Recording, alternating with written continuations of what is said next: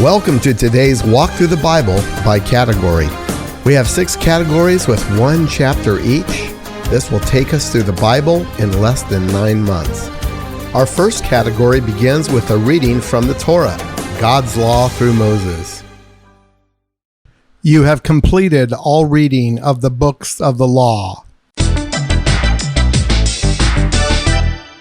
Our second chapter is from Israel's history. Ezra 7. Now after this, in the reign of Artaxerxes, king of Persia, Ezra, the son of Seraiah, son of Azariah, son of Hilkiah, son of Shallum, son of Zadok, son of Ahitub, son of Amariah, son of Azariah, son of Meraioth, son of Zerahiah, son of Uzai, son of Bukai, son of Abishua, son of Phinehas, son of Eleazar, son of Aaron, the chief priest. This Ezra went up from Babylonia. He was a scribe skilled in the law of Moses that the Lord, the God of Israel, had given. And the king granted him all that he asked, for the hand of the Lord his God was on him. And there went up also to Jerusalem in the 7th year of Artaxerxes the king some of the people of Israel, and some of the priests and Levites, the singers and gatekeepers, and the temple servants. And he came to Jerusalem in the 5th month, which was in the 7th year of the king. For on the 1st day of the 1st month he began to go up from Babylonia. And on the 1st day of the 5th month he came to Jerusalem, for the good hand of his God was on him. For Ezra had set his heart to study the law of the Lord, and to do it, and to teach his statutes and rules in Israel. This is a copy of the letter that King Artaxerxes gave to Ezra the priest, the scribe, a man learned in matters of the commandments of the Lord and his statutes for Israel. Artaxerxes, king of kings, to Ezra the priest, the scribe of the law of the God of heaven, peace. And now, I make a decree that any one of the people of Israel, or their priests or Levites in my kingdom, who freely offers to go to Jerusalem, may go with you.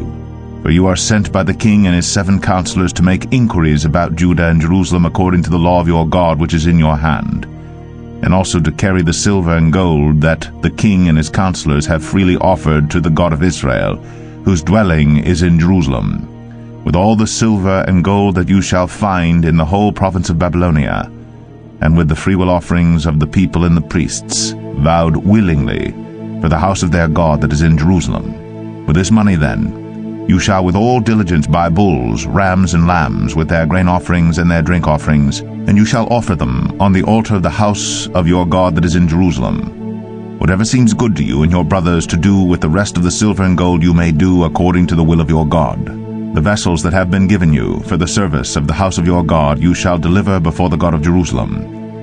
And whatever else is required for the house of your God, which it falls to you to provide, you may provide it out of the king's treasury. And I, Artaxerxes the king, may decree to all the treasurers in the province beyond the river, whatever Ezra the priest, the scribe of the law of the God of heaven, requires of you, let it be done with all diligence, up to 100 talents of silver, 100 cores of wheat, 100 baths of wine, 100 baths of oil, and salt without prescribing how much.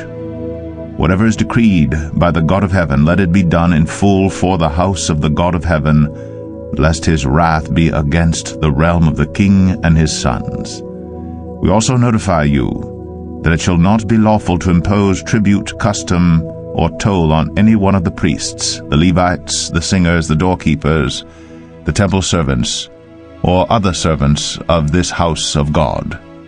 And you, Ezra, according to the wisdom of your God that is in your hand, appoint magistrates and judges who may judge all the people in the province beyond the river, all such as know the laws of your God. And those who do not know them you shall teach. Whoever will not obey the law of your God and the law of the king, let judgment be strictly executed on him, whether for death, or for banishment, or for confiscation of his goods, or for imprisonment. Blessed be the Lord, the God of our fathers, who put such a thing as this into the heart of the king, to beautify the house of the Lord that is in Jerusalem, and who extended to me his steadfast love before the king and his counselors, and before all the king's mighty officers. I took courage, for the hand of the Lord my God was on me, and I gathered leading men from Israel to go up with me. Our third chapter is from Israel's prophets. Nahum 2. The scatterer has come up against you. Man the rampart, watch the road, dress for battle, collect all your strength. For the Lord is restoring the majesty of Jacob as the majesty of Israel, for plunderers have plundered them and ruined their branches.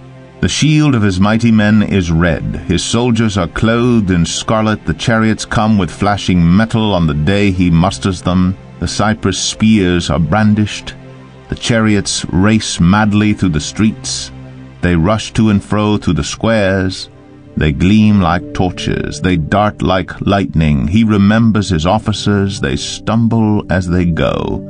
They hasten to the wall, the siege tower is set up, the river gates are opened, the palace melts away, its mistress is stripped, she is carried off, her slave girls lamenting, moaning like doves, and beating their breasts. Nineveh is like a pool whose waters run away. Halt, halt, they cry, but none turns back. Plunder the silver, plunder the gold. There is no end of the treasure or of the wealth of all precious things. Desolate, desolation and ruin. Hearts melt, and knees tremble. Anguish is in all loins. All faces grow pale. Where is the lion's den, the feeding place of the young lions, where the lion and lioness went, where his cubs were with none to disturb? The lion tore enough for his cubs and strangled prey for his lionesses. He filled his caves with prey and his dens with torn flesh. Behold, I am against you, declares the Lord of hosts, and I will burn your chariots in smoke, and the sword shall devour your young lions. I will cut off your prey from the earth, and the voice of your messengers shall no longer be heard. Our fourth chapter is from Israel's wisdom and poetry. Psalm 23. The Lord is my shepherd, I shall not want. He makes me lie down in green pastures. He leads me beside still waters. He restores my soul. He leads me in paths of righteousness for his name's sake. Even though I walk through the valley of the shadow of death, I will fear no evil. For you are with me, your rod and your staff, they comfort me. You prepare a table before me in the presence of my enemies. You anoint my head with oil, my cup overflows. Surely goodness and mercy shall follow me all the days of my life, and I shall dwell in the house of the Lord forever. Our fifth chapter is from the Gospels. You have completed all reading of the Gospels. Our final chapter for today is from the church epistles, or letters. You have completed all New Testament epistles. Therefore, for the remainder, we will add Proverbs and Ecclesiastes in this category. Proverbs 13. A wise son hears his father's instruction, but a scoffer does not listen to rebuke. From the fruit of his mouth a man eats what is good, but the desire of the treacherous is for violence. Whoever guards his mouth preserves his life.